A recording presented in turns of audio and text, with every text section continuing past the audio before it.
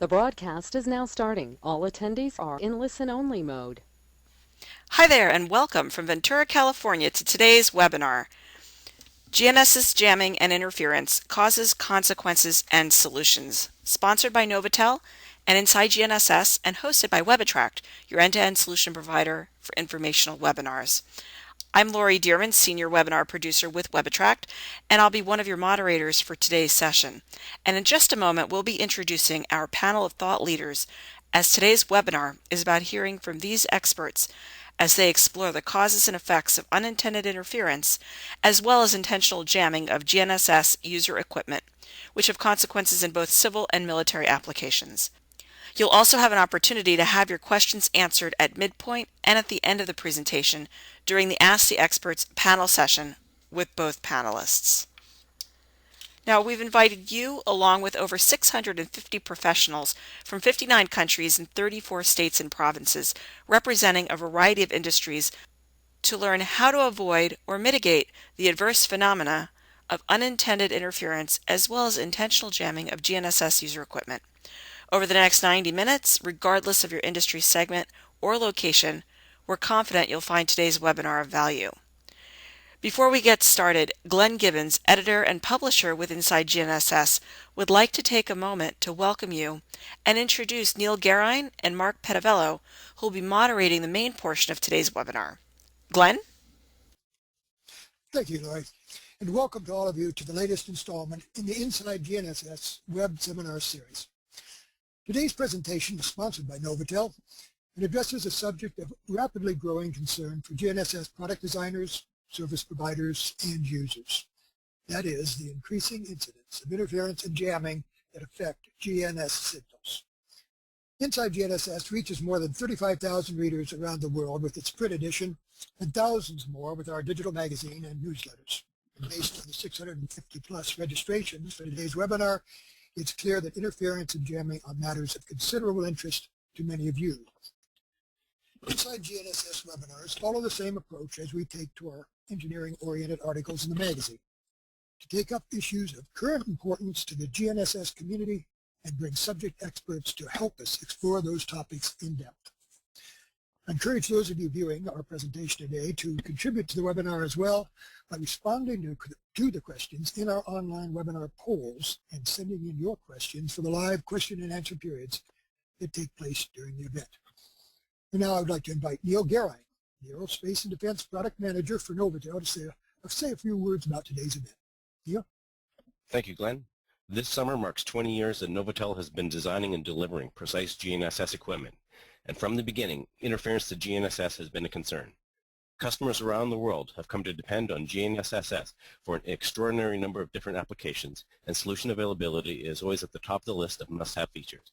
As you will hear today, the effects of interference, whether unintentional or intentional, can significantly degrade GNSS, even to the point of denial. You will also hear about some of the different techniques to mitigate against interference in both the regulatory and receiver design domains. On behalf of Novotel, welcome and enjoy the webinar. Back to you, Glenn. Neil, thank you. Now I want to introduce Dr. Mark Petavello, our moderator for today's webinar. Mark is an associate professor in the Plan Group in the Department of Geomatics Engineering at the University of Calgary in Canada. He has been actively involved in the navigation community for over 15 years and has received several awards for his work. Mark is also a contributing editor for Inside GNSS magazine. Mark? Thanks a lot, Glenn, and welcome to everybody out there. Glad to have everyone participating. We have a nice attendance number so far, and hopefully you're all going to learn a lot about some very hot topics in the GNSS industry. And in that regard, we have two very well recognized experts available with us today. And before I get to their introduction, I'd actually like to throw it to Lori for our first poll question. Absolutely, Mark. And folks, coming up on your screen is that first poll question. We'd like to hear from all of you. Are you aware of ever having your GPS jammed? So a simple yes or no answer will suffice. You can vote right there on your screen and let us know if you are aware of ever having your GPS jammed. What do you think, Mark? Any surprises there? Well, I'm not sure. That's pretty evenly spaced, and I think those in the no category might in the future be seeing more of this because, as I said, this is becoming more of an important issue.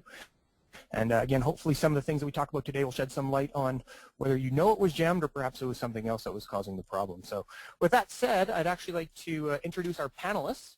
And to begin, I'd like to introduce Logan Scott. Logan got his BSc in 1978 from Columbia University.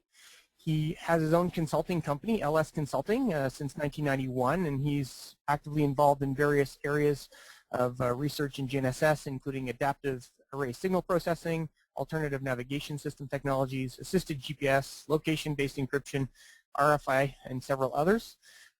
Logan also has a lot of experience, especially in Texas Instruments, where he did a lot of work in terms of signal processing and RF architecture design. And he ultimately became one of the youngest senior members of their technical staff. Logan also teaches continuing education courses at NAVTech seminars out of the U.S., George Washington University, and University of Colorado. So obviously he's very well versed at speaking to an audience such as yourselves. And Logan also holds a very impressive 34 U.S. patents. So welcome, Logan. Thank you, Mark. Our second speaker is Mr. Tom Stansel. Tom received his bachelor and master's degree in 1957 and 64 from the University of Virginia. Tom also runs his own consulting firm since 1999, Stansel Consulting. And Tom has brings a vast wealth of experience to this panel today. I'll go quickly through some of the highlights. He was formerly a vice president of Leica Geosystems, involved in their technology development and strategic relations. He worked at Johns Hopkins University's Applied Physics Lab, developing the transit navigation satellite system, which was one of the predecessors to GPS. He worked at Magnavox, where he led the development of many of their transit and GPS receivers, including their first commercial GPS navigator, the TSET, and also the world's first integrated GPS GLONASS navigator. He has served on the 2000 WAS Independent Review Board. In 2001, he led the technical development of the new GPS L2C civilian signal, which is currently being broadcast, and he currently coordinates the L1C signal definition project. So welcome, Tom. And with that being said, I'd like to throw it to Tom to kind of introduce the whole topic of GNSS, kind of what we're dealing with, what the problem is, and give some perspective. Tom. Hey, thanks, Mark, and welcome to everybody. What I'd like to do is touch on these four subjects in the first half of the discussion, and what I'm going to try to do is sort of frame some of the fundamentals when we think of interference, jamming, spoofing, and the like. The first idea here is that, as you probably know, other providers are coming online. Galileo, QZSS is already there with one satellite. Galileo has two of their first generation operational satellites. Compass is supposed to come on stream, or Beidou, depending on how you'd like to speak to it. GLONASS is pretty much full constellation. So the idea of interoperability, which is being pushed pretty hard internationally, is that a simple user down here can receive signals from all of those different sources and navigate with no apparent increase in cost or complexity to the user equipment. So the idea of interference and jamming is we can take advantage of these multiple signals, but also we need to make sure we protect them from interference and jamming. Here's a fairly recent chart on the various signals that are coming out from all the providers, GPS at the top, GLONASS, Galileo, Compass, and so on. And of course, L1 is the primary frequency that everybody has been using and will continue to use with existing and new signals coming. The new standard will become, over some years from now, the L5 frequency, where literally everybody has pretty much said they will overlay. And L2 is the current second frequency choice, but it's supported by Japan with QZSS and by, of course, GPS. But the other providers have so far not planned on providing signals at L2, which is why L5 eventually will become the second primary dual frequency signal. And another one of great interest, at least to me, is the E6 frequency because of its use in phase navigation. So I think we need to be thinking about protecting not only the three GPS frequencies that are joined by others, but also the E6 frequency from the Galileo signals. The second fundamental I want to talk about is why received GPS signals are weak. And it's a pretty simple thing. The satellites, for example, GPS satellites will be transmitting at multiple frequencies, 3 different frequencies, multiple different signals. On L1, for example, it'll consist of L1CA, which we've had, L1PY, which we've had, L1C, which is coming, and M code as well, which is available from a number of satellites already. So you've got multiple transmitters even at a single frequency, each one of which puts out roughly 50 watts of power, and that 50 watts has to, from each and every satellite, cover 38% of the Earth's surface. So you can imagine that the signals at the Earth's surface are really, really weak, and that's why GPS is not only great, but it's subject to jamming and interference. I'd like to highlight here the near-far problem, and it's a little bit of a busy slide, but it's a very old slide, and that is that if we were to characterize the GPS signal as something 50 kilometers or 30 miles away from the user, it would be transmitting a 2.5 milliwatt equivalent signal. And think about that in terms of a handheld kid's walkie-talkie 30 miles away and somehow being able to hear it. But we do. That's the level of GPS signals coming to the user.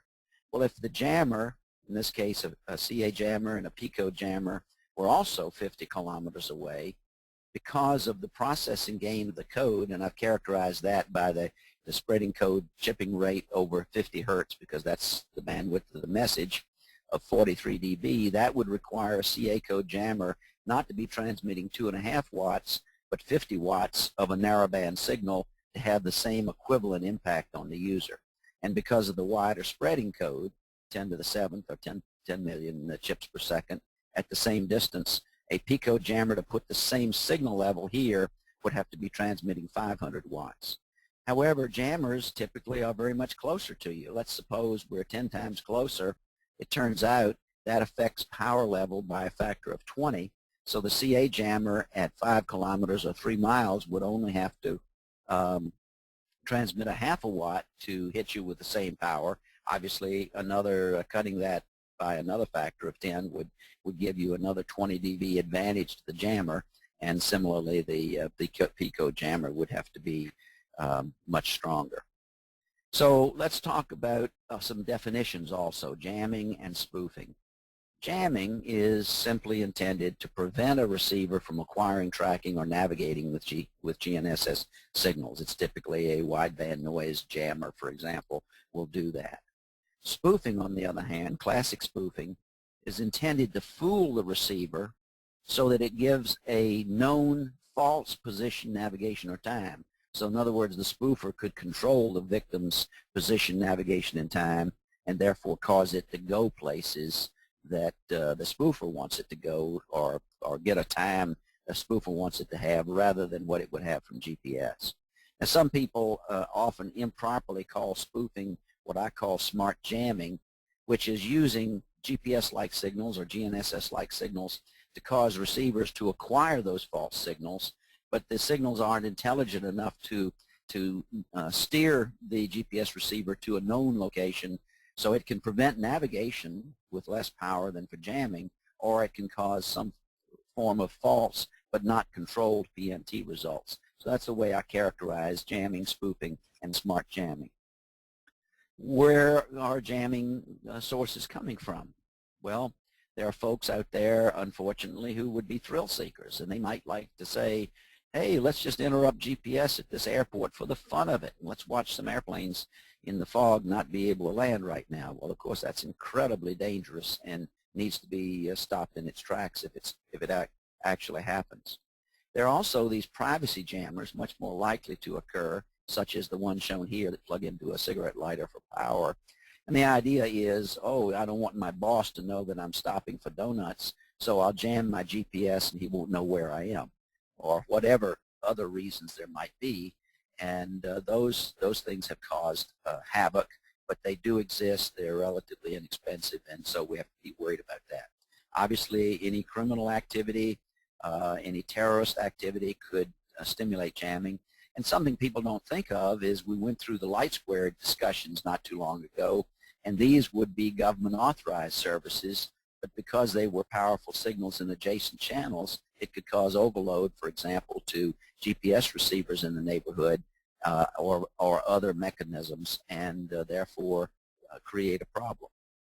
Now I want to talk about a fundamental, which is the receiver noise floor. Every receiver has a noise floor. If it's out in the middle of the desert, no jammers, no interference around, it will, just because of Brownian motion, have a background noise level. And it'll have also a noise figure. In this case, I've assumed a 3 dB noise figure. Sometimes it's better, sometimes it's worse. So that establishes the noise floor of the receiver, shown here numerically at the bottom. And I'm not going to go into these numbers. You can study them with the download. But external interference, just wideband noise jamming interference, or even narrowband if it's not attended to, can raise that noise floor, which in turn reduces the C over N0 by increasing the noise component in the denominator, the signal-to-noise ratio of the signal being received. And you can with enough additional noise, reduce that C over N0 below a usable value. Then the last point was the government authorized services, such as we saw with the light squared issues. And there is an initiative called the Win the Future Through Expanded Wireless Access. It's a national wireless initiative. And so as a result of that, the FCC and the NTIA are seeking additional spectrum for broadband wireless services, which typically provide more video capacity. And they're looking for at least 500 megahertz of additional spectrum to more efficiently use available spectrum. So the neighborhood that we're in, the GPS GNSS neighborhood, is considered prime real estate for these kinds of activities. And whereas we thought perhaps the light squared going bankrupt would maybe end this threat, it certainly did not. The issues with respect to interference to GPS are ongoing, and they certainly are quite active in this regard. So let me take a look. Here's an NTIA frequency chart. Let me just show you in a blow up next. Rotate this on its side and blow it up. You'll see the portion of the spectrum which is allocated for L1 for all of the GNSS from 1559 to 1610. I'm sorry, this is the L1 GPS. It's about 51 megahertz set aside that includes GLONASS. And this band lower than that is called the MSS, or Mobile Satellite Service Band. And all of that is satellite to earth communications. It's only 34 megahertz, but this was part of the prime real estate that Light Squared planned to use. And Light Squared would have 4 10 megahertz bands, 2 low, one called 10 megahertz low, the other one 10 megahertz high, and then 2 more for the handsets to use. These would be the terrestrial transmitters in the MSS band, and above the GPS and GLONASS bands would be the handset return signals. As a result of those and lots of test and evaluation, it was found there were 3 actual interference problems, that receivers were being overloaded due to powerful base station signals. And if a receiver was using, say, the Deer Starfire system or the Trimble OmniStar system, then that could be overloaded as well and not allow those correction signals to come in. And then the handset uplink transmissions could certainly potentially interfere with GLONASS reception, and potentially the out-of-band emissions from those handsets could hurt GPS. So this you can study on your own, but the idea is that even with very weak signals from, say, the tower, you can see points of overload in a GPS receiver, and that is what caused the problems. I think at this point I turn it back to you, Mark. Is that correct? That's correct. Thanks a lot, Tom.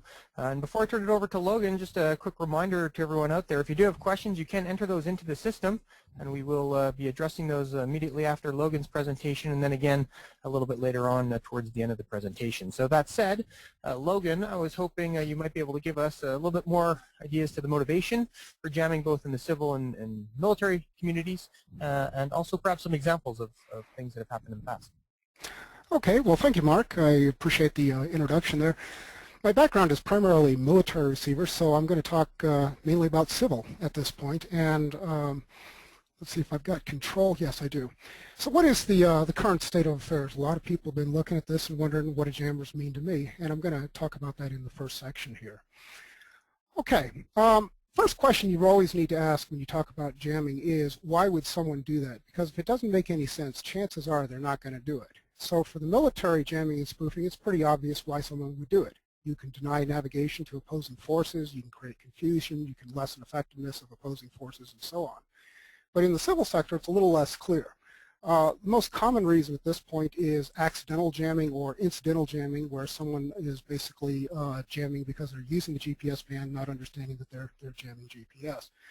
For deliberate jamming, though, the motivation is probably going to be a financial reason or a financial exploit, and I think that terroristic exploits are actually much less likely in the civil environment.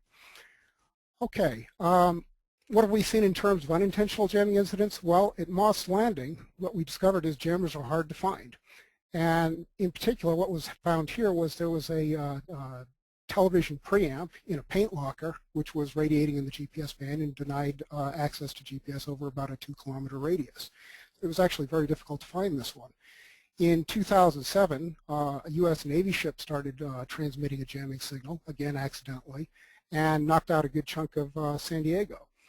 The most common response to jamming, though, is my GPS doesn't work and I don't know why. And in fact, in the San Diego incident, what happened was a medical paging system went down. Basically, it was using GPS as a frequency discipline. And so the medical paging system went down. And so there was no direct indication that GPS was down, at least for that paging system. So very important point here is that very often when you lose GPS, it's a dependent system which will show the symptoms. Okay. Now, in terms of intentional interference, we had this incident back in 2010 at Newark Airport, where essentially there was a ground-based augmentation system using GPS, and it was being jammed by a passing truck. And it took several months to find and arrest an offender, and I say an offender as opposed to the offender because they actually saw several jammers going by with different signatures. They used spectrum analyzers, photo monitoring, and so on, and eventually they did find the jammer, or at least an offender. And their solution is to move the GBAS antenna away from the road, which is a good answer in this particular case. Now, what did they find the guy with? Well, it was basically one of these cigarette lighter type of things. It was $33 and puts out about 200 milliwatts. This sort of illustrates the asymmetry of this type of warfare in that it took a lot of resources to find this, and the device was only $33. In Taiwan, there's been some studies there where they're seeing about 117 events per day. And so the number of events you see is actually very dependent on your location. They're seeing a lot of them in Asia, Africa, Black Sea area. But as far as the U.S., we don't see a whole bunch. Now, in Britain, they're seeing a lot, but it's mainly because they're looking for it. Okay, so the warning there is if you don't want to see jammers, don't look for them. In fact, in Britain, what happened there was people were using jammers in stealing vans. And so if there's OnStar or something like that on the vehicle, you might want to put a jammer in there. So once again, you see kind of a financial bias towards why you might want to jam. So how effective are these jammers? Well, the advertised range is around 10 meters, but if we use a 33 dB noise jamming threshold, the effective range is anywhere from about 290 meters to 15 kilometers. And I've got sort of two major cases here. One is the free space propagation, which would be characteristic of ground to air. And then I've got a ground-to-ground propagation model here. And so when you've got a lot of buildings and so on, the effective range is going to be quite short on one of these jammers. Another possible threshold to use is 24 dB, which is, say, in the jammer is 250 times the GPS signal, in which case the effective range is anywhere from about 500 meters to 45 kilometers. Now, why do I use that? Well, let me go to this one first. So what happens if I change the power of the jammer? So I've got 0.1 milliwatts ranging to 1 watt and 10 watts here. And the one I want you to look at is the yellow here. And this yellow is associated with a minus 10 dBIC receiver gain. So this is essentially the gain you would see out of an aircraft antenna at minus 30 degrees relative to the horizon. So this is basically looking downwards 30 degrees. And what you see is a 10-watt jammer can take you out at a range of about 59 miles. So Earth obscuration certainly plays a role when we talk about aircraft jamming. Now, I've been using this 24 dB number. Why am I using that? It seems kind of low to a lot of you. Well, I'm going to talk about the CA code signal. In this first case here, I've got no jamming going on. And so you see the PRN3 response. This is basically Doppler in this range, and this is range along here. If I turn on jamming at a 24 dB J/S with Gaussian jamming, you still see the signal pretty well. But what if someone uses CW jamming against you? This takes advantage of the line spectrum of the CA code. Well, these can be moved around in waves and can actually capture a receiver. Even worse or more pernicious, if someone does a PRN1 jammer, what you see is all these little spikes. These are the temporal side lobes of the code. And so there is the real signal there, but your tracking loops are quite happy to go off and track any of these other spikes as well. Okay, so that's one aspect. Another aspect is which signals are you using. These are the modernized signals on the top, and I've got the L1CA signals on the bottom. So this is L1C. Here I use PRN1 jamming, and you still see the response of the signal pretty well. Now it's got that triple spike mainly because it's a Block 1-1 signal, but if you look at the CA code, there's all the spikes. So Tom and his team have done just a fabulous job of improving resistance to structure jamming, or smart jamming is in his terminology, by changing the code structures that we have. So all the modernized signals are actually quite a bit better than what we saw in the past. Okay, this is sort of the obligatory jamming versus spoofing chart there, so I'm not going to repeat all of this, but I will say that jamming tends towards area denial, whereas spoofing, he's trying to usually spoof a specific victim. And so it's a very personal type of thing. And I would note that military spoofing is very different than civil spoofing. In military spoofing, that's usually done at a distance, whereas in civil spoofing, very oftentimes the spoofer will actually be on the vehicle, which is intended to spoof. And in fact, in many cases, the guy doing the spoofing is the same one as the victim. For instance, a fishing vessel is trying to cover its location. I would also note that it's not just about an RF effect, it's also a cyber attack is possible. In fact, you can buy spoofers for cell phones right now, which will basically lie about the position there. Tom also mentioned the possibility of smart jamming or structure jamming acting like uncontrolled spoofing. We saw that in 2008 with the Polestar experiment. Basically, they had a PRN1 jammer there, and pretty soon the GPS was saying it was moving along at 100 knots. And this is a ship, and in fact, anecdotally, it actually got up to Mach speeds. And what they saw was a lot of dependent systems were affected, and these are just a partial list. So again, when GPS is spoofed, it may generate false information about location, but understand that dependent systems will also be affected. Okay. And in fact, in this Polestar experiment, basically, here's what the receiver was expecting to see. Here's what it was seeing. It probably locked onto one of these things and got lost as a consequence. Now, what happens if someone actually is after you? In June, Todd Humphreys and his team at University of Texas, Austin, demonstrated spoofing of a Hornet Mini. First thing to note here is this is not a toy. It's an $80,000 type of unit. You can fly up to 10,000 feet. And the spoofing that they generated was a coordinated constellation spoofer in which they generated L1CA signals only. What was really key in this experiment was that RAIN, Receiver Autonomous Integrity Monitoring, was ineffective. It did not recognize the fact that the system was being spoofed because there were no outlier satellites. The satellites looked good. And these results came out, and at the same time, Congress last year basically mandated that you introduce drones into national airspace by 2015. So this led to some congressional hearings. Now, is this a real problem with spoofing drones? Well, I don't think it meets the why would somebody do that kind of test. I can think of a lot of other spoofing exploits that would be much more profitable than stealing drones. So with that said, could anything have been done about this? Well, basically this test was penetration testing. And what it showed was that we're pretty ignorant, or at least in this case there was a lot of ignorance shown as to what spoofing could do. Some basic signal checks would have detected this, and I'll talk about those in the next half. But I would also note that there's other nav signals out there that could have been used as well. In particular, the GLONASS system is fully deployed. An iPhone 4S has GLONASS. Todd was only spoofing the L1CA signals. If you'd been looking at the GLONASS L1, you probably could have told yourself that there was spoofing going on.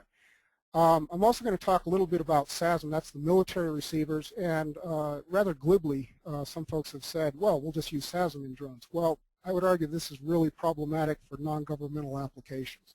And so with that, I'm going to turn it over to Mark again, and we'll take it from there. Great, thanks a lot, Logan. So we're at that we're at our first break where we're going to ask the experts some questions that you have sent in. We've had a couple sent in already, but I encourage you to continue to do that. You don't have to wait until now. You can do it while the presentations are ongoing. And Tom, I'll start with you. First question is, can you give the audience a bit of an idea of kind of what an acceptable or reasonable or tolerable level of interference might be? Yeah, I think the answer is none at all, and that sounds harsh or unreasonable, and you'll see in the second half of my presentation where we actually made a compromise with the ultra-wideband folks that allowed a certain level of GPS jamming. The difficulty is that as more systems come on, like the Galileo and the Compass systems, we're actually beginning to see a problem with so many signals that it causes interference to, let's say, the current CA code, less so with L1C, but with the CA code, where there is definitely concern about just having as many signals on the air as we expect to see in the future and as many satellites as we expect to see in the future. So there's very, very little room, essentially no extra room to say, oh, we can afford extra jamming. I think the best answer is none at all. Okay, fair enough. Logan, I'll throw the next one to you. We have a question from Jason, who was wondering if you could comment about jamming caused by military radar stations. Well, in general, a radar is a pulse emitter, and so if you have a properly designed front end, you can mitigate a lot of that. In other words, you basically do pulse blanking. Now, having said that, a lot of receivers are actually quite sensitive to that because they have a lot of ringing in their filters. So I guess the answer is it's a solvable problem, but it's not always solved. Okay, fair enough. Thank you very much, Logan. Next question to you, Tom. This one's from Ayush. It says, amongst aviation, marine, location-based services, which industries do you think are most vulnerable to interference and why? And perhaps more importantly, how aware are the stakeholders in each of these industries? Well, I would say, in fact, that's the reason for this webinar, is to try to raise interest.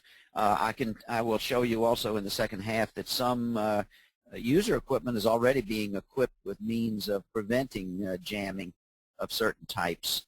So between aviation, marine, and location-based services, because LBS is so widely available, the instances of number of jamming might in fact be higher, but the impact is likely to be less severe, whereas I would say aviation jamming is probably the most critical or the most of most concern because of safety of life issues.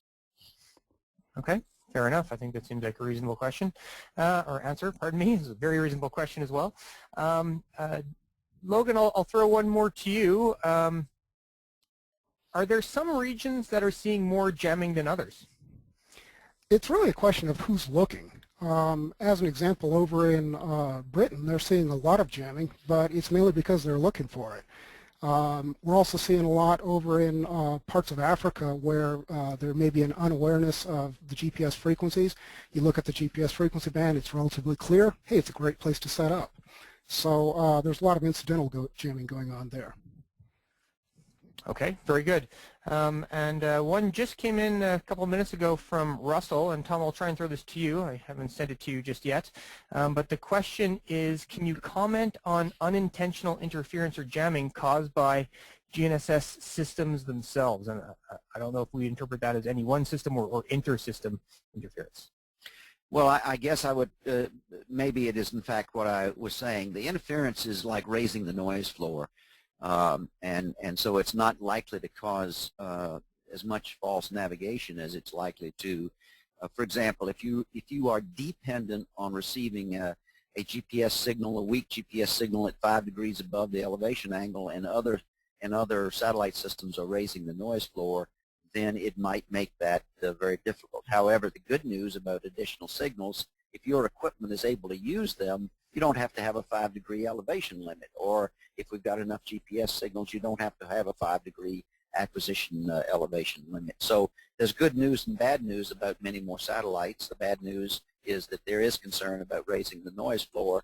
The good news is that if receivers are equipped to do it, they can track the additional satellite signals, and perhaps the future minimum elevation limit will automatically become 15 degrees or higher, just because you'd have lots of satellites, good geometry, and eliminate an awful lot of not only interference potential, but also ionospheric and tropospheric errors. Okay. Great. Well, thanks a lot, Tom. That's about all the time we have for this go-round in terms of the questions. But again, we will be answering more questions towards the end, so do keep those questions coming, and we'll do our best to get to them as best we can. But before we carry on with the presentation, I'd like to throw it back to Lori for our next poll question. Yes, thanks so much, and I'll bring that up right now. Coming up on your screen is that second question. If anti-jam techniques were available, I would do nothing. Jamming is not a concern for me now. Choose to protect myself now to prevent being jammed, or wait until I notice a jamming problem and then seek a solution. So which of these three best applies to you? So Mark, what do you think of these? Well, that's quite interesting. Obviously, a lot of people are very cognizant of the jamming potential, at least, and you know, obviously they're looking for solutions, and perhaps that explains why they're participating. And that actually makes for a really nice segue into the next section, where we're going to start looking at what you can do about that. And I'll turn it over to Tom, first of all, to give us some kind of ideas to the general approaches to mitigating interference and jamming. Tom. Great, thank you. I think these are the various ways that we may be able to look at what can we do, what should we be doing. And one that I won't talk about very much is at the top of the list. In other words, should we have a major Department of Homeland Security federal program? Well, DHS is very concerned about the issue. I'm glad that they are and are moving forward.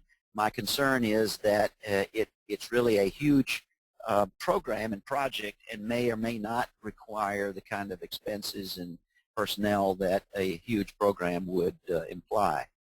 So the next ones are the ones that I think are probably more pertinent to us, and I'll go through these in turn. I want to give credit to Phil Ward for coming up with the crowdsourcing idea, which is that if we can equip every cell phone user with a chipset in their GPS or GNSS chipset with the ability to report to the cell phone company, hey, this is my jam to signal ratio, or this is my jam to noise ratio, and other parameters which we'll talk about later.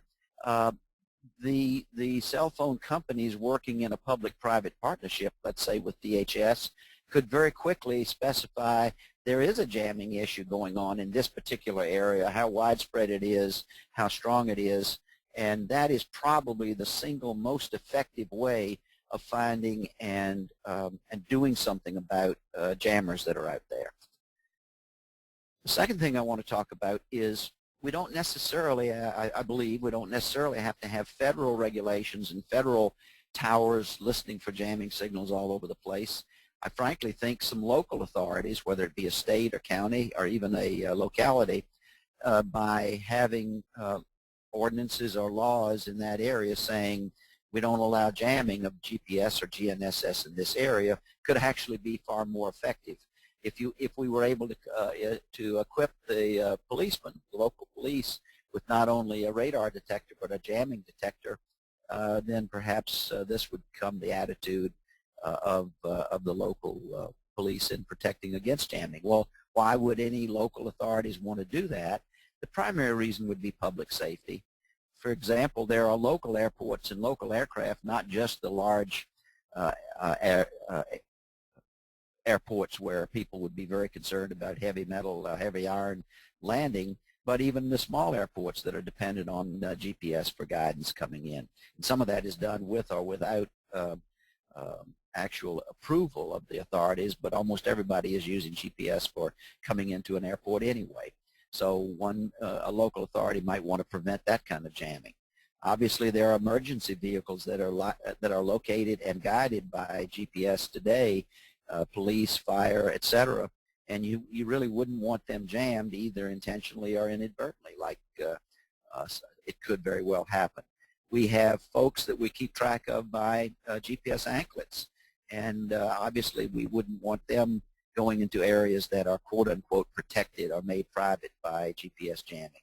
So that's a public safety issue as well. And then there are tracking devices that are sometimes put on a vehicle of interest, and the police are able to know where that vehicle has gone over a period of time. One would want to prevent the jamming of that activity. If this were done on a local basis, presumably some very heavy fines could quickly discourage GPS jamming, and maybe would even be able to collect, if there are as many jammers as some think there are, collect enough money to pay for that enforcement, which doesn't have to be very expensive at all. Now, with respect to spoofing, up here at the top, I think one of the most effective anti-spoofing devices is a dual antenna, where you have two antennas located a few inches apart. This happens to have two antennas in it because it's used for direction finding. And the idea is that with very, very simple differential or phase-based differential positioning solutions, where you say, where is this antenna relative to that antenna, then you can actually detect whether or not you're being spoofed. If these two antennas are receiving spoofed signals that otherwise look great to you, but maybe making you go to the wrong time if you're a bank, or go to the have false navigation, if they're being spoofed by the same signal, they will show that the antennas are actually co-located. They can't be at different locations. If you're using real GPS signals, they'll be at two different positions separated by that distance, and therefore you can be well assured that you're not being spoofed. I think this is something that is fairly straightforward, and I think a reasonably inexpensive way to detect spoofing. The other is, this just shows a commercial example where receivers that I helped create were using the red filters at first. We found that in some parts of Europe we were being jammed by something called a digipeater, and had to tighten up the filtering, especially on the L2 channel, to eliminate that jamming source. So better receiver filtering and better receiver dynamic range throughout the receiver can avoid a lot of jamming potentials just by great design. The other thing that I find fascinating is that if you look around on the internet, you'll find that some chipsets are already beginning. Here's the words down here I've blown up. Some chipsets are already that can go inside small devices like cameras or cell phones. This particular one tracks up to 8 CW jammers and can remove them with up to 80 dB nulling. That's an amazing thing to see coming into the consumer world, where these chips have to be very low cost and are actually building in multiple CW jamming excising capabilities. This one I didn't expect to find, but thought would be interesting to note, was a jamming detect and notification system being advertised. That, I think, was fairly interesting. Now, the GPS spectrum challenge from government authorized services continues. So here was a public notice come to this FCC meeting I attended, many people attended, how to permit the deployment of new communication technologies and services. And the critical paragraphs in here, and you'll see this if you download this information later on, but the idea was, hey, we have a problem deploying new communication technologies and services because it might adversely impact something like GPS. And for example, the ancillary terrestrial service is what the light squared thing was known as, affecting GPS. So they're saying we need new approaches to spectrum management to focus on efficiency so we can deploy those new services. So the GPS spectrum challenge is continuing. Now, there was an appropriate GPS response from the Space-Based PNT office. I've highlighted the key words in here. The XCOM agencies absolutely support the President's memorandum to make 500 megahertz of spectrum available, and this office proposes to draft new GPS interference standards, so GPS spectrum interference standards, that will help inform future folks. And what we would like to do is, without affecting either existing or evolving uses of space-based PNT services. So I thought that was the exact appropriate response to what the FCC and the NTIA would like to do. Now, I have a personal approach to this, which is to say there are new and improved services not only in communication, but also in positioning, navigation, and time. So I believe GNSS has as much right to added spectrum for these new and improved positioning services as do new communication services. That's the position I think we should be taking in these discussions. And so the FCC, as we know, is looking for new communication spectrum. So a proposal is to define the spectrum needed for optimum GPS performance now and in the future, so that with that in mind, we can go back to the FCC and the NTIA and request or demand the necessary protection of GNSS spectrum, and otherwise say, go to it, guys, bring in as much communication as you can, but continue to support and protect the GNSS spectrum that's needed. Let me also point out that part of that protection issue is that the current FCC regulations allow unintentional emitters to transmit a pretty powerful signal, minus 41.25 dBm per megahertz. And if you're at 46.5 meters away from such an emitter, and by the way, unintentional emitters could be your radio receiver, your fluorescent lights, your electric motors, etc.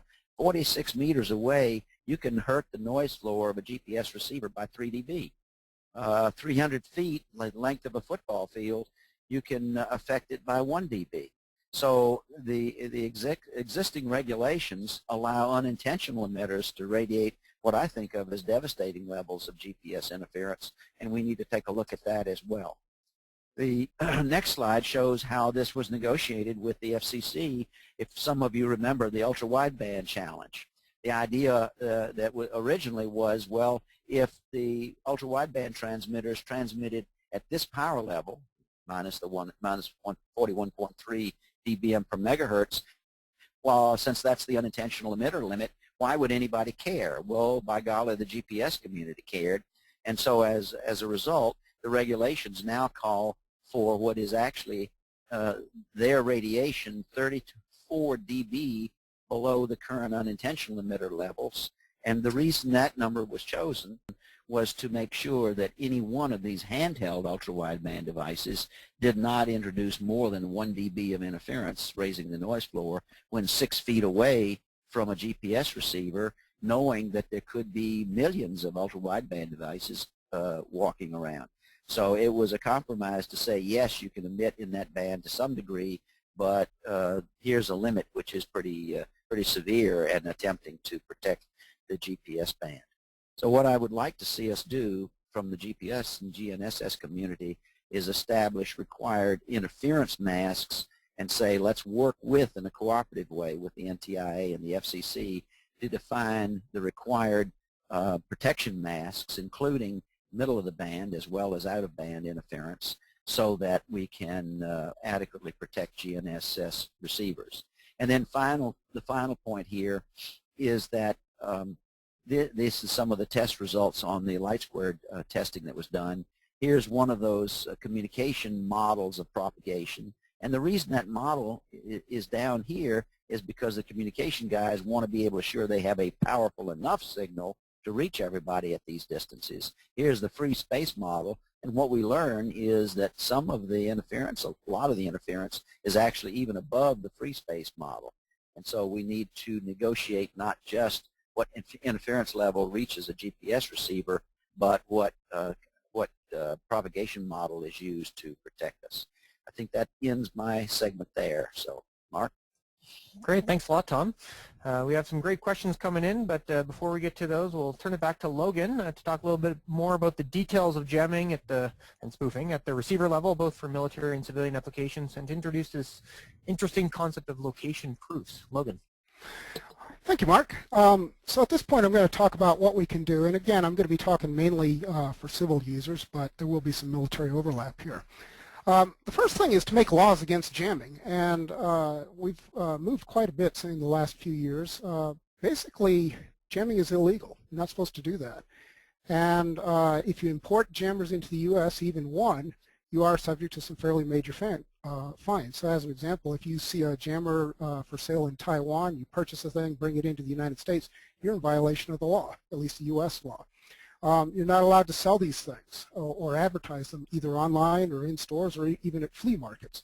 So there are some fairly draconian laws surrounding jamming. And I think what this is going to do is it's going to discourage casual jamming. Now, it's not going to discourage all jamming. There are going to be situations where jamming does occur. And I would argue that the first step is to know that you're jammed. And one of the things that you'll find in just about every GPS receiver is an A to D converter, where essentially you go through an amplifier here, and then you go and compare with 3 thresholds, and most receivers are now 1.5-bit A to D converters, where you want 40% to be either 1s or -1s, and the other 60% to be somewhere in this range here. Now, in order for that to happen in the event of variations in gain of your front end and so on, you need a feedback control loop to control the gain of this amplifier. So basically what this yellow is showing is a feedback loop where you can actually enter the percentage that you want, and if it sees too few 1s here, what it's going to do is it's going to increase the gain. If it sees too many 1s, it's going to decrease the gain. It's going to do that in a closed loop fashion. And in fact, the time to react is of the order of a few microseconds typically. Now, if a jammer turns on, what's going to happen is all of a sudden you're going to get a whole bunch of 1s and -1s coming out of those things and very few 0s. And so what's going to happen is this control loop is going to say, I better decrease the gain there in order to get the correct 40% number. Well, that's a pretty strong indication you've got jamming. So in order to detect jamming, you just need to read it. In other words, take a look at your AGC and determine the fact that you've got jamming going on. And so this is the so-called J/N meter. Now, there's some other things that you can figure out as well. If you set a slightly different threshold here with 1.3 VB, then you can actually determine whether or not you've got a CW jammer or a gold code jammer. And this is basically a measurement of points on the probability distribution function of the jammer. So you can actually tell what kind of jamming is going on. And in the backup material, there's some charts showing the performance of this thing. Again, this thing reacts in a few microseconds and can actually tell you, hey, jamming is going on. Okay, and it's already part of most receivers at this point. Okay, so with something like this, you've basically got the ability to act as a trained witness and understand what's going on with your environment. You've got a C over and 0 meter, so you can measure signal to noise ratio. You've got the J/N meter, which is basically this AGC thing. You can determine the type of jamming you've got going on. And in fact, you can also measure things like pulse characteristics. For instance, that radar that I was talking about during the question and answer, you could measure its pulse characteristics. All of this constitutes a signature of the jammer and lets you know what's going on with regards to jamming and allows you to apply appropriate countermeasures. In terms of time to do this, it can all be done in less than a millisecond, so it's not a big power impact to your system there. If you have intelligent receivers, you can use this to harden your infrastructure considerably. First thing is that you report interference to the user, and that way you're not off messing around with cables trying to figure out what's going on with your medical paging system. You know for a fact you're being jammed. If your GPS is not able to see signals but there's no jamming going on, you're not going to get position, but you're probably not going to call a customer service line if the thing is saying, hey, I'm being jammed, I can't receive signals. The other thing is that if you know jamming is going on, you know to be cautious, and so your chances of generating HMI are actually considerably less. In other words, you become very cautious about putting out position when you see jamming. And then finally, I was referring to the body of information as being a signature. Well, when I report jammers into any other system, I can provide all that signature information, and then I can associate those jammer reports from multiple sites into track files. In other words, here goes jammer 23 going by, and I can actually track the location of this thing, do time of day analysis, and so on, trying to find the thing. Okay. If there's enough of these intelligent receivers around, you can actually find the location of the jammer. And again, Phil Ward deserves credit for coming up with this idea. I actually have pursued this considerably further in terms of the analysis. And what's shown here is J/N as a function of location with respect to a 200 milliwatt jammer. So here's various cell phones at different locations and also a smart meter. A lot of smart meters actually have GPS as an incidental capability. And by having these guys measure the J over N, you can probably figure out the position of the jammer and track it to an accuracy of about 4 meters in near real time. And in fact, you could actually report, because all these GPS receivers are connected into a network, you could report to those guys, hey, they're jamming at the following location, so when he gets into that environment, he knows not to expect to use GPS. And I really view this as being the only approach for actually finding GPS jammers on a national basis. The reason being that most jammers are only viewable for a few hundred feet. So if you start adding up the number of receivers that you need to cover the United States, it ends up being in the hundreds of thousands. So I'm 100% in agreement with Tom. A massive federal program is just not going to work for this. You're just not going to get the coverage at a reasonable price. Whereas cell phones, you might be able to do that. Okay, so I've talked about jamming, but what about spoofing? Well, it turns out that the information developed by the J over N meter and the C over N0 meter, those two together can allow you to figure out that you've got spoofing in most cases. One of the most difficult things for a spoofer to control is the power that you are actually receiving into your receiver. And so if he puts out a lot of power to get coverage, what's going to happen is the J over N meter is going to say, hey, there's a lot of power coming into the front end. If you see a lot of power coming into the front end, at the same time the C over N0s are great, that's a sure indication you've got spoofing there. In other words, high jamming and high C over N0 should not be happening at the same time. If the spoofer backs off on his power so that he doesn't trigger the J over N meter, well, what happens then is the real signals, although they're weak, they're still visible, and so you can go off and do deep acquisition along lines of assisted GPS, or maybe not even that far, and see the real signals. And so if you see two GPS signals on PRN1 at the same time, you need to get real suspicious. One of them is probably not real. Now there's some things you can do with tracking loops as well. For instance, if you've got a PRN1 jammer or something along those lines, the early, prompt, and late signals, they shouldn't all be the same power. So for CW, you see them all at the same power. For a PRN jammer, they would be at different powers. The other thing that you can do is look at other signals. And I view these as being kind of moderately difficult, mainly because you've got additional front-end requirements.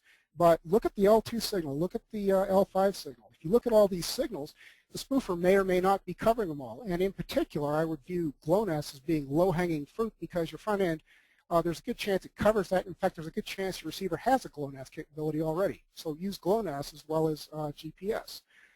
Tom's already alluded to monitoring phase difference between antenna elements.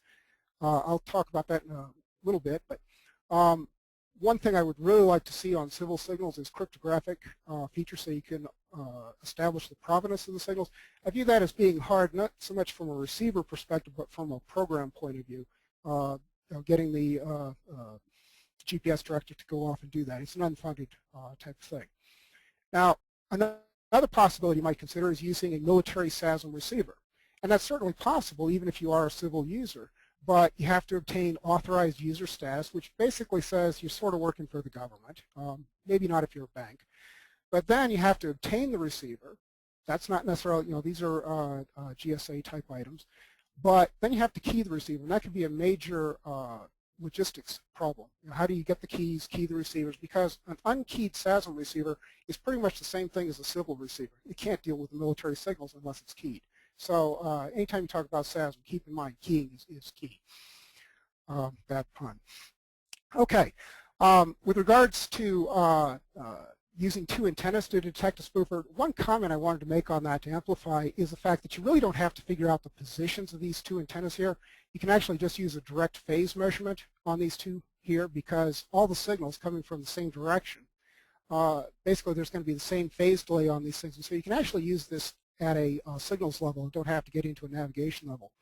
The other thing to observe is that you can have fairly high mutual coupling between these antennas. So this can actually be two antennas very close together, not adaptive array grade antennas, and still have this work, at least for a detection purpose.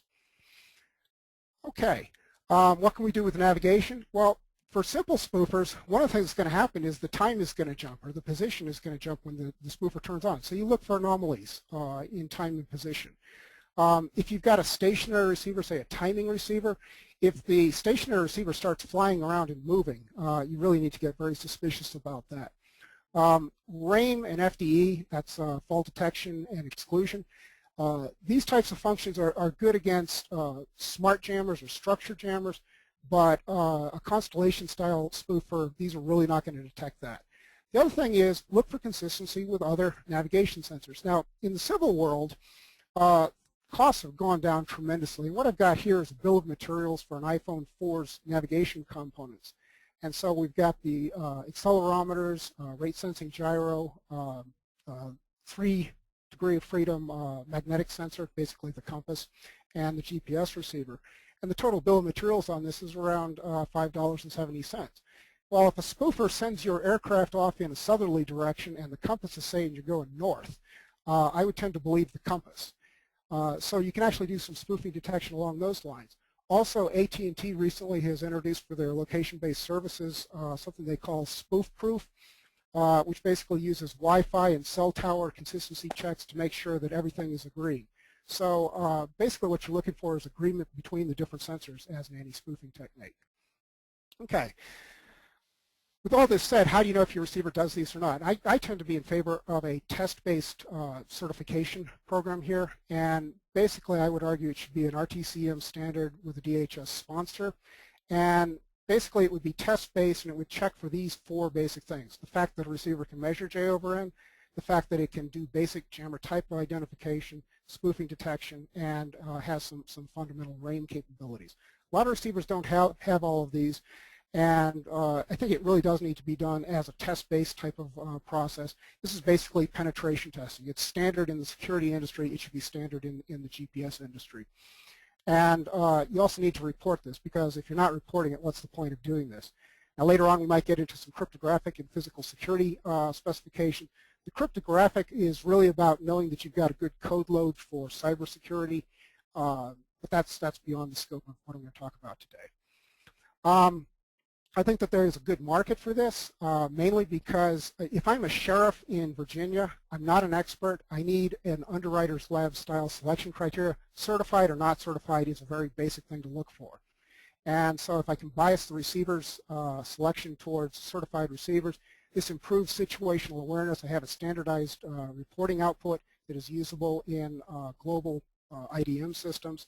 And then I can use that to provide a basis for my jammer and spoofer detection, and that in turn drives performance requirements. So I think there's a very nice synergy between these 3 elements there. Now, one of the next big before I talk about that, let's talk about military versus civil jamming countermeasures. And all of these are applicable to both, but I'm going to make kind of a fuzzy distinction between the two. When we talk about military, usually what you're emphasizing is what I'll call the bunker defense. In other words, you got a signal, you want to get that signal, and it needs to be that signal. In other words, it needs to be one of yours. So it's like your M code signal or your Y code signal. So what you want to do there is basically ECM. You want to reject out-of-band signals by having good filtering. You don't want to use civil signals because they're more vulnerable. Again, maintain situational awareness so you know what to turn on when. You can do tightly coupled IMU aiding, where essentially the GPS and the IMU work together very closely to provide jam resistance. But when all said and done, the only technique that is really going to work, if you're really serious about jamming, is adaptive arrays. Adaptive arrays are the kind of things that can give you factor of 100,000 rejection against jamming. The dirty little secret about ECM, though, is that most of these techniques actually do degrade accuracy. And in particular, real-time kinematic, the stuff that's used for precision survey, is very sensitive to applied ECM. And in fact, adaptive arrays and RTK usually don't get along all that well. Also, if you're a military user, feel free to blow up the jammers. That's certainly an option for you. For the civil user, I tend more towards a whack-a-mole defense. In other words, discard jammed or spoof signals. Don't just hold on to them and fight it. If the jammer wants to get you, he's going to get you. And an adaptive array is a fairly expensive and large type of thing. You're not going to stick an adaptive array on a cell phone. So play whack-a-mole. Look for situational awareness, uncorrelated vulnerabilities, and be agile. There's a lot of systems out there in SatNav. Here's the current counts on the satellites for those systems. GPS has got 31 up. GLONASS is fully deployed at 22. Compass, there's 13 satellites already up there, so consider using that if they ever publish the ICD, hint, hint. But also look at other navigation systems. If you look at your cell phone, it's got Wi-Fi capabilities along the lines of Skyhook for location, cellular, IMU, magnetic compass. All of these are very useful. In the airborne environment, LORAN never should have been turned off. LORAN should be turned back on. And so if there's anybody from DHS in the audience there, think about turning back on LORAN. The thing to emphasize for the civil user is that size, weight, power, and cost are major drivers, but also international trade and arms regulations, basically import-export regulations. These are all of paramount importance for the civil user. Okay, next big challenge I see for navigation, this is sort of related to jamming and spoofing, is establishing location in a network environment. If I tell you I'm in Fort Collins, you folks out there really have no way of knowing where I am. You're somewhere out there in cyberspace. There's a lot of good reasons for needing to know this, and as an example, here is a 500,000 horsepower diesel generator destroying itself under internet control. If I could restrict industrial control systems and SCADA command and control systems to accepting commands from only a particular location and being able to prove that location, I can build a lot more security into the system than what I've currently got. Recently, General Alexander, head of the NSA, pointed out that the United States has lost approximately $1 trillion, that's with a T, Thomas, $1.5 trillion worth of intellectual property to industrial espionage. We need to figure out ways to geofence sensitive data, and proofs of location could be involved in that. When we talk about aircraft, we're trusting them to report on their location correctly, but it's also important to be able to verify their location.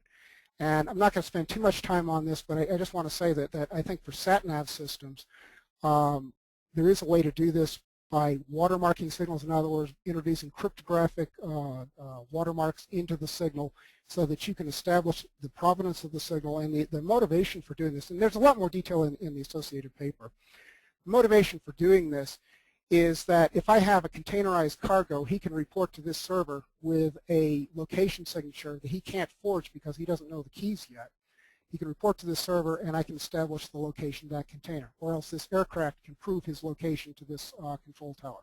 Again, most of this is in the associated paper in much more detail, but I do view it as important. So last chart. What are my recommendations for the civil community? One, know what you're up against. There's going to be a lot of snake oil being promoted out there. It's important to understand jammers and what they're going to do to you. The other thing is develop situational awareness. Know that you're under attack, both RF and cyber attack. GPS receivers are certainly subject to cyber attacks since they are connected in with the networks now. Report the attack locally and globally, and at the global level, develop a synthesized opinion of this, and then report it back to the user, sort of like traffic reports. If you're a civil user, use cross-checks, backups. Don't rely on one system or one signal. And again, I'll say it, I think proof of location is going to be a key challenge in the future, and authenticatable signals are needed for that. So with that, I will turn it back over to Mark. Thanks a lot, Logan. That was great, and thanks also to Tom. That pretty much wraps up the, shall we say, formal part of the presentation, and obviously there's a lot of information presented there. So for those of you in the audience, we have prepared the presenters, the panelists, Tom and Logan, have prepared some information. First of all, there will be a PDF of the presentation available, including a few extra slides, as well as a bibliography. So if you're interested in going out and getting a bit more information, there'll be some references there you might be able to get started on. A couple other things coming down the pipe. Logan has prepared an article that will be in the next issue of Inside GNSS, the September-October issue, and that might be a place to get some more information. Also, Tom, at the ION GNSS conference in Nashville coming up in September, he'll be giving a course in the evening of September 17th directly on the topic of spectrum and interference. So those of you who might be in the area might want to consider attending that as well. And then, of course, if you do have some information about Novatel's anti-jam interference-resistant products, or perhaps others, I suppose, you could contact Neil, the Aerospace Defense Product Manager. So hopefully that gives you a place to start as you kind of go forth from the presentation today. Now, before we get on to the last set of questions, I see we've had a few come in recently. I'll turn it over to Lori for our last poll question. Okay, Mark. And on your screen is that third poll question. We'd like to hear from you. If interference-aware receivers were available, but with a 10% cost premium, I would buy interference-aware receivers. by interference-aware receivers, but only in sensitive applications by uncertified interference-aware receivers, or only by certified interference-aware receivers. So we'd like to hear your thoughts on that question. And additionally, if you look to your chat window, you'll notice that all of the next steps information has been sent over to you there as well. And we'll be getting to the questions that are coming in the queue in just a moment. So let's go ahead and take a look at your responses. I'm going to give you just a moment more. I see some votes still coming in. All right, going to close that up. Okay, Mark, your thoughts? Not really sure what to think about that. I think the clear thing to take away from that is people are not interested in uncertified interference-aware receivers, and depending on their application, they may be interested in other things. So obviously, there's awareness out there, and as time progresses, I'm sure people will be able to make more informed decisions, and of course, the manufacturers will certainly tend to address those. So I guess the next few minutes, or 10-15 minutes or so, we will be asking more questions from the audience, and I'll start off asking Tom. We had a question from Kirby directed directly at you, sir. He was asking what exactly is Congress's position on pursuing various jamming concerns you talked about earlier, specifically funding, research, and so on and so forth. Was that to me? For some reason, my ear didn't hear who you were sending that to. Yes, it was exactly to you. Okay, I actually don't know the answer to that question, so okay. I will default. Okay, Logan, any input on that one? No, I'm afraid not. No. All right, that's a very difficult question, apparently. Contact your congressman. I will actually, there's a couple questions here that came in recently that I think Neil would be well suited to answer, coming from the product side. Neil, question from Glenn regarding kind of the upcoming Solar Max, and perhaps I'll generalize that. Do receiver manufacturers see kind of ionospheric effects, scintillation, as a source of interference, and are they kind of gearing up for that? Well, we're certainly gearing up for that and being able to monitor it and mitigate against it. It's a bit of a different beast compared to the interference we've been talking about today. The interference, as we saw from Tom and Logan's slides, we're looking at an increase in the receiver noise floor. With the Solar Max, you have amplitude and phase scintillation on the signal itself, so you can't detect it in the same way that you can in unintentional or intentional noise floor type interference. But there's certainly things you can do right within the receiver tracking loops, and it's a topic in and of itself very complex, because you can mitigate against that within the receiver tracking loops, or using some of the same techniques that Logan and Tom presented, like coupling it with additional receivers, whether that's INFs or other types of navigation receivers. But it will significantly degrade your performance, just like the noise floor interference. I'd like to throw in a quick comment, if I'm on the air, which is that receivers that are designed to use the L2C signal, the new L2C signal, will have a very substantial signal noise advantage, and therefore much more likely to track through scintillation effects. So I urge people, if they're concerned about the upcoming ionospheric peak, to make sure their receivers are both capable of using, but also are enabled to use the L2C signal. That's a good point, Tom. Next question I'll throw to Logan. This is a question from Jason. He's asking about whether carrier phase is more or perhaps less susceptible to jamming, or are there extra considerations that you need to be aware of when you're dealing with real-time kinematic processing? Yeah, I would argue that phase is more sensitive to jamming, if anything, because you need higher signal-to-noise ratios to sustain a phase lock loop. The other thing is that the phase lock loop, even relatively small levels of jamming can alter the phase. And so when you start talking about ambiguity resolution in an RTK system, if the jammer is structured to deliberately interfere with RTK, he can actually throw off the ambiguity resolution process. So yeah, I would say they're more sensitive.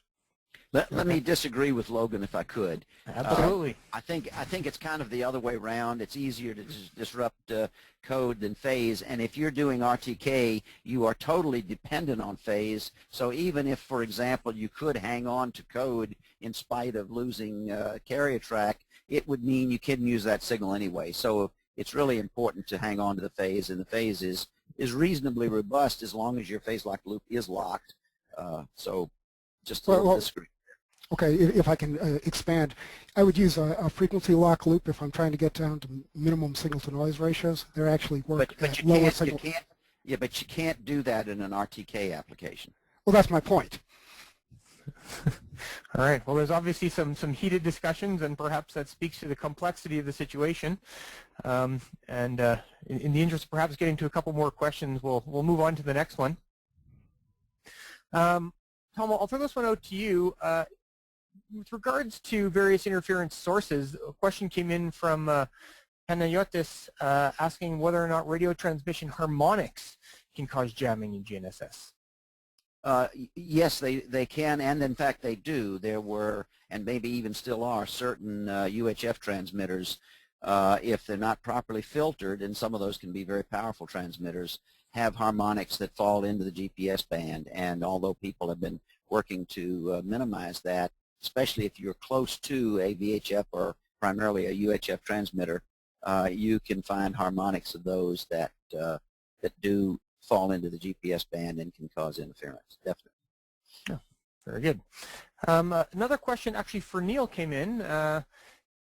Neil, obviously there's a lot of work being done, and a lot of new products coming on board. And if people had to pick between a receiver that tracks more systems or perhaps more frequencies, if they had to choose between those two, do you have a particular recommendation, or still both best?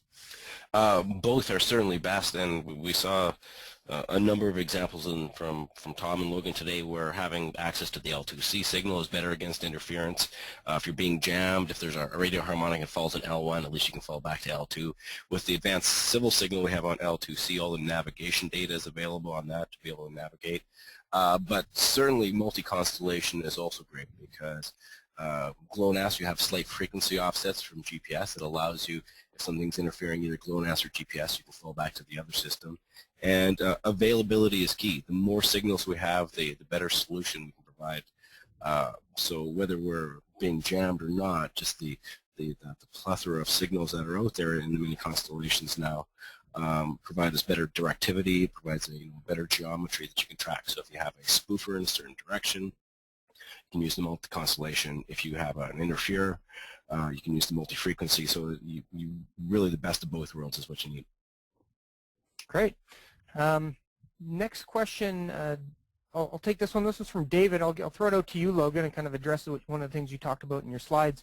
Can you tell me, or perhaps us, more about what an adaptive array is? I think you touched on it in the military context, but I think you talked about multiple antenna systems as well for civil applications.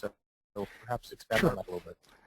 The basic idea of an adaptive array is to cast a null, in other words, have low gain in the direction of the jammer. And there's two major flavors of adaptive array. One is a nuller, which has one output, and that is suitable in an applique type environment.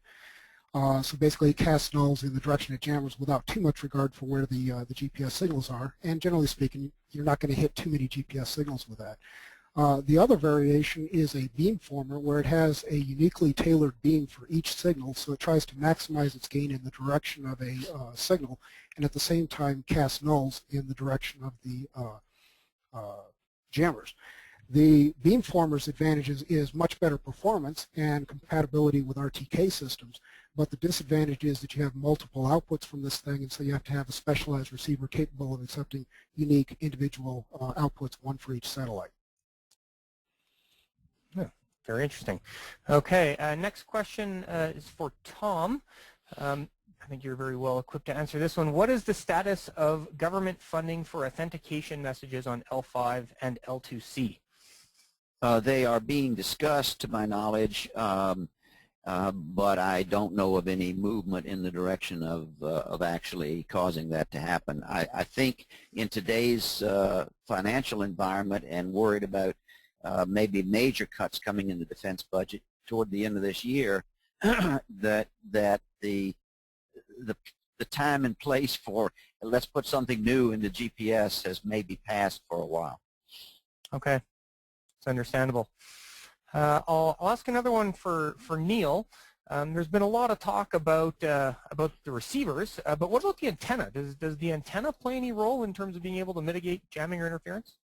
Yeah, it does. You can certainly take some steps in the case of having choke ring type antennas or antennas that mitigate or drop the signal power very close to the horizon. If you're looking at things that have an intentional interference, for example, if you have a reference station type application, certainly lots of interest in the multiple antenna domain, as Logan had mentioned when he answered the last question. And there's a lot of care that needs to be taken when you're going into a situation. You might have some advanced knowledge of jamming. If you're going to have a strong jammer power, you'll probably want to go towards having a passive multiple antenna type system so you don't overload the low noise amplifier at the start of the unit. It really depends on the size and weight of your application. If you need a smaller multiple analytic array for smaller type systems, or whether you can handle a choke ring or something with a low roll-off if you're doing a survey type of application. So the antenna is really the first place that you're going to notice the jammer. The low noise amplifier is the first item that's going to get jammed. So in a particular application, you've got to make sure you choose that really carefully. Okay, great. I'll throw one more to Logan, and then I'll actually open a question up to all three of you, so you can all get ready for that one. Logan, I'll start with you with this one, though. This one's from Francois. He was asking about the hybridization of INS components with GNSS, and I know you talked about a little bit in your slides. Can you discuss at all about the cost of these sensors? Do they have to be expensive? Does it improve things if you have more expensive sensors? Well, yeah, it helps if you've got better sensors in that you can rely less on the GPS and more on the inertial unit. But if we're talking about basic anti-spoof, you don't have to be, you can be using MEMS type things. In fact, you know, when I was talking about the iPhone 4, the total bill of materials was $5.70. And so, yeah, as you move towards improved sensors, your AJ improves a little bit. But really what helps is your ability to ride out outages in GPS. Okay, and perhaps as an extension to that, does that also apply to the jamming environment? You just spoke about spoofing, but what about jamming? Well, exactly. So if a strong jammer comes on, if you're moving, you're only going to see the jammer for a short period of time, or relatively short. And so if I've got a good quality inertial system, I can ride on the inertial while the GPS is out and then come back on. So yeah, there's a definite advantage to improved IMU. Okay, great. So as promised, I'll throw in, we had several questions come in about identifying different types of interference and at what range and all these types of things. And so I've kind of condensed this down, and I'm not allocating it to any one person in particular. And I'll throw it out to all of you. Obviously, there are several receivers on the market that at least claim to deal with interference. Do you know what type of interference they're able to deal with? And perhaps I'll start with you, Tom.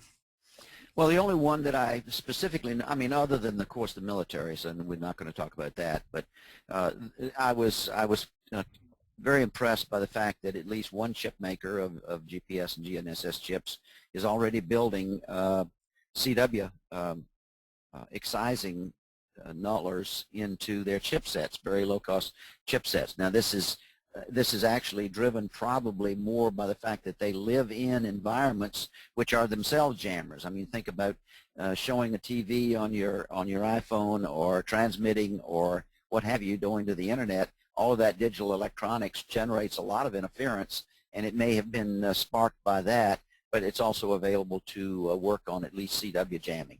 There's not much you can do about a powerful noise, wideband jammer at all. But in terms of CW jamming, it can be built right into the receiver. Okay. Yeah, if I could add to that, the other thing about the CW nulling capabilities is that will deal with the incidental and accidental jamming environments. For instance, if somebody sets up a narrowband transmitter for communication purposes in the GPS band, this might allow you to operate in the Black Sea regions more effectively. But as Tom points out, when you talk about a broadband jammer or something that's actually intending to jam you, these techniques are not going to be very effective against that. And I'll come back to the claim an adaptive array is really about the only thing that's going to work against someone who's really out to get you. Okay, and we have and Logan, that certainly was the certainly the driving factor behind the design of the gadget anti-jam antenna from Novotel, was being able to mitigate against those cases where you don't know if you're going to have a CW or a broadband jammer. You just know you're going to have a jammer. So that's where I'll have to agree with Logan that you need to have the spatial adaptation, to add the spatial domain into your modeling effects. Okay. Yeah, because you can't rely on the jammer to cooperate with you so that you can do anti-jam on them. Okay, very good. On that note, I think we're actually about at the end of our time for questions. So I would like to take this opportunity to really thank all of our participants, certainly the panelists, Logan and Tom for their presentations, and also Neil for participating in the questions from the audience. And I'd like to hand it off to Lori for final remarks. Lori. Thanks so much, Mark. And folks, if your question didn't get aired today, we will be following up on those over the next couple of weeks. And just to wrap things up, I'd like to invite Neil Garine from our sponsor at Novotel to leave us with a brief word. Neil? Okay, Larry, I'd like to once again extend thanks to Logan Scott and Tom Stanzel for the excellent presentations, and to our moderator, Mark Padovalo. Novotel, we're working on behalf of our customers to provide the most interference-robust solutions possible for a wide range of both civil and military applications. Information on our civil multi-constellation GNSS receivers, our SASM receivers, our SPAN GNSS inertial product offerings, and our gadget anti-jam antennas can be found on our website at www.novotel.com. All right, thank you so much, Neil. And before we sign off, I would like to thank each of you for joining us, and I trust you found today to be of value. Very special thanks to Tom Stansel and Logan Scott, and of course our sponsor and co-host Novotel and Inside GNSS. Folks, you will be receiving that short survey when you close out the webinar, and we appreciate your filling it out. Another quick thanks to our logistics producer, Patty Van Hooser, for all of her behind-the-scenes collaboration and support. Again, a copy of today's webcast will be available for download, and you'll receive that in the way of a link via email early next week. Most importantly, thanks for joining us, and this is Lori Dearman saying have a great rest of the week. Bye for now.